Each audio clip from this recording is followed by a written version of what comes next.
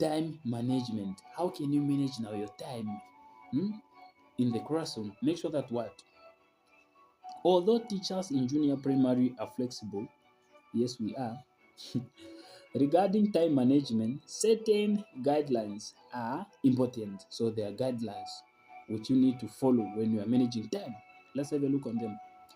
Number one, a timetable should be in the classroom, and all subjects for specific grade should appear on it. You need to have a timetable.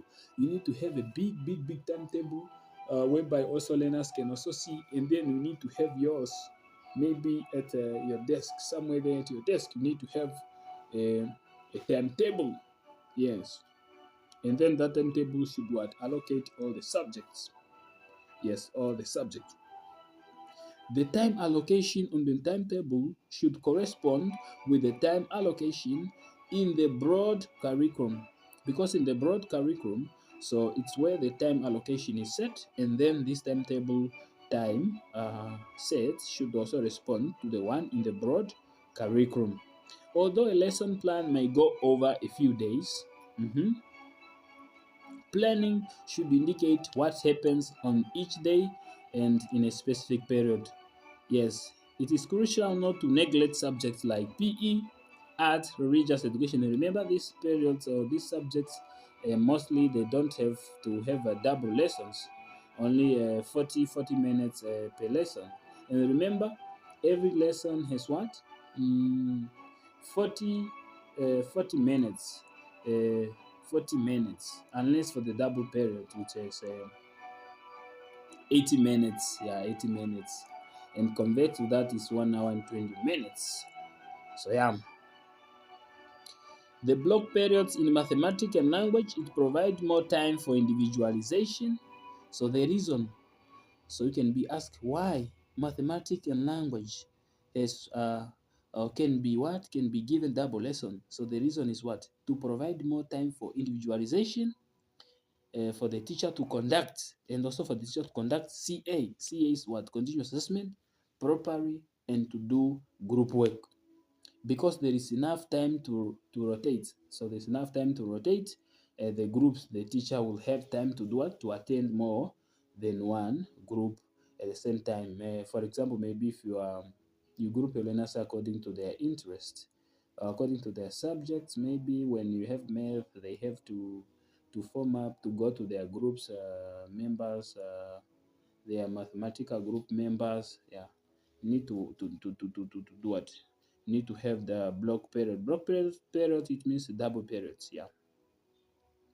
The block time also creates a relaxed atmosphere and encourage learners to be more open and be what? And to do what? To participate with less stress and anxiety. Anxiety, yes. Anxiety. Anxiety. And do not use break time. Do not use break time for learning support or reinforcement. Let learners go outside for break time. It's that time to go what? That time to go rest and able to concentrate properly. Maybe when the break time is over, don't use break time um, for learning support or reinforcement. Yes, let them go out and enjoy outside there. Learners must play during break to go get rid of excessive energy. Yes, excessive energy. And then there are some of the steps here how to do what? How to make a what? A timetable. You need to draw a framework for the timetable. You draw a framework for timetable. In fact, so to cut the discussion short, when you are asked, how are you going to manage your classroom?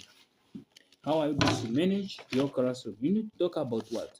You need to talk about the physical condition of your classroom. How going to manage it now?